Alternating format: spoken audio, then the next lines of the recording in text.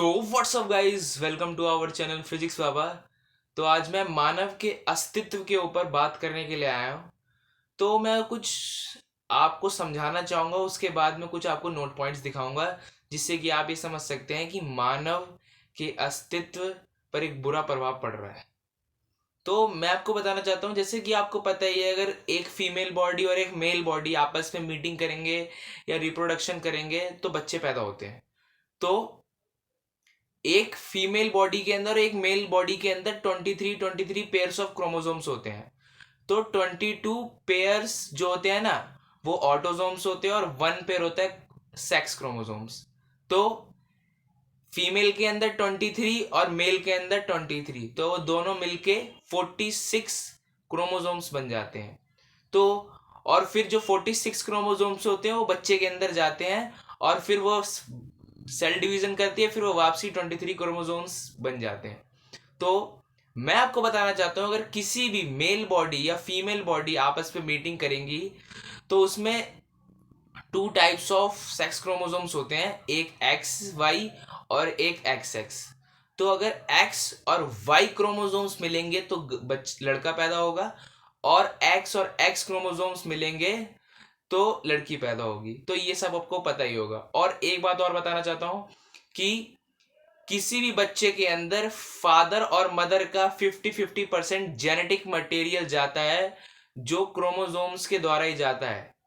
और मैं आपको बता रहा हूं कि कई सारी स्टडीज में ये पता चल रहा है, जैसे कि थोड़े दिन पहले 2022 में भी स्टडीज हुई थी और 2024 में भी स्टडीज हुई हैं। तो ये पता चल रहा है कि धीरे धीरे जो वाई क्रोमोसोम्स है ना, जो लड़के के अंदर वाई क्रोमोसोम्स है जिससे लड़का पैदा होता है, मतलब कि एक्स और वाई मिलेंगे तो लड़का पैदा होगा, और एक्स और एक्स मिलेंगे तो लड़की पैदा होगी।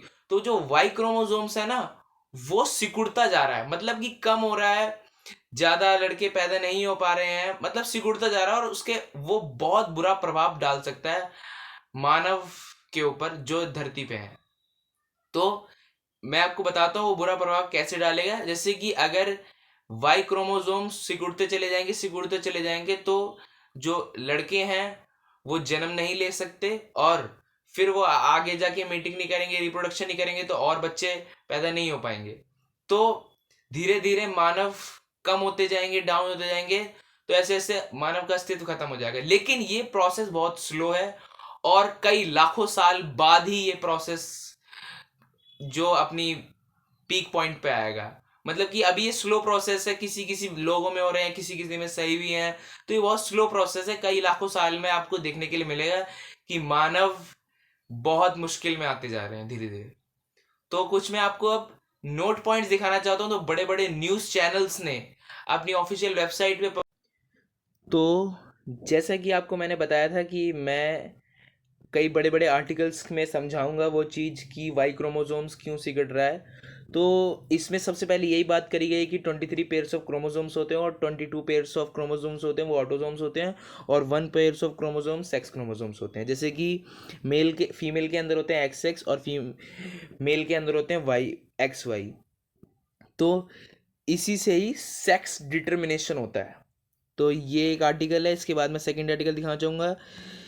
मतलब कि जो वाई क्रोमोसोम से अगर डिसअपेयर हो रहा है तो बैड न्यूज़ है लेडीज़ एंड मेल्स के लिए। मतलब कि अगर वाई क्रोमोसोम डिसअपेयर हो गया तो मेल्स के लिए बहुत बुरी खबर है। मेल्स पैदा ही होना बंद हो जाएंगे और फिर लेडीज़ ही लेडीज़ पैदा हो जाएंगी, और लेडीज़ अगर पैदा होंगी तो वो रिप्रोडक्शन नहीं कर सकती। ठीक है। और मैं आपको बताना चाहता हूँ, जैसे कि ये बायोलॉजिस्ट ने बताया है, ये बहुत स्लो प्रोसेस है। धीरे धीरे वाई क्रोमोसोम्स कई लाखों साल में ख़त्म हो जाएगा, जिससे कि मानव के अस्तित्व पे बहुत बुरा प्रभाव पड़ेगा आगे जाके। और ये लेकिन ये बहुत स्लो प्रोसेस है, और फिर फ्यूचर में आप मेल्स ऑफस्प्रिंग्स पैदा नहीं हो सकते। तो मैं ये आपको बताना चाहता हूँ, अगर वाई क्रोमोसोम्स बिल्कुल ख़त्म हो जाएगा तो उसके सिम्टम्स क्या हैं। तो जैसे कि आपको दिख ही रहा है, gradually the Y chromosomes loss to एसेचिल्स द हेल्थ कंडीशन जो होगी ना किसी भी बॉडी की, अगर वाई क्रोमोसोम्स डिक्रीज हो जाए तो बहुत ख़राब हो जाएंगी, इनफर्टिलिटी हो जाएगी उस बंदे के अंदर। मतलब कोई मेल है अगर वो रिप्रोडक्शन कर रहा है तो उसके अंदर इनफर्टिलिटी ख़त्म हो जाएगी, उसके स्पर्म्स में प्रोटीन सब लॉस होता रह जाएगा, सब खत्म हो जाएगा। मतलब कि जो उसके स्पर्म है उसके अंदर ऑटोजोम्स और न्यूक्लियस है वो भी डैमेज हो जाएगा, और वो फैलोपियन ट्यूब में फ्लो नहीं कर पाएगा। और मैं आपको बताना चाहता हूँ कई सारी कैंसरस डिजीज़ भी हो सकती हैं। ये सारी डिजीज़ आपके सामने दिख रही हैं, सारे डिसऑर्डर्स हैं जो वाई क्रोमोसोम्स के सिकुड़ने से भविष्य में मानव को होंगे। और ये टाइम्स ऑफ इंडिया का नोटिस है, ये नेशनल साइंस एकेडमी ने जापान में ये ढूंढा गया है चीज़ें कि वाई क्रोमोसोम धीरे धीरे सिकुड़ रहा है, और ये गूगल की ट्रेंडिंग स्टडी भी बताई जा रही है। मैंने जो भी इसमें लिखा है सारा मैं आपको पहले ही बता चुका हूँ। मतलब कि अगर फीमेल बॉडी है और मेल बॉडी आपस में मेटिंग नहीं करेंगे, और अगर वाई क्रोमोसोम नहीं हुआ तो लड़का पैदा नहीं होगा, और फिर लड़का पैदा नहीं होगा तो वो आगे की जनरेशन को इंक्रीज़ नहीं कर पाएगा, और फिर धीरे धीरे जनरेशन वहीं ख़त्म हो जाएगी। तो ये बहुत बड़ी बुरी खबर है मानव लोगों के लिए। ये 2022 में भी स्टडी कराई गई थी और इस बार 2024 में भी स्टडी हुई है। तो दोनों की स्टडीज़ के डिफरेंस में 2022 में और 24 में जो वाई क्रोमोसोम्स है काफ़ी तेज़ी से डिसअपेयर हो रहे हैं।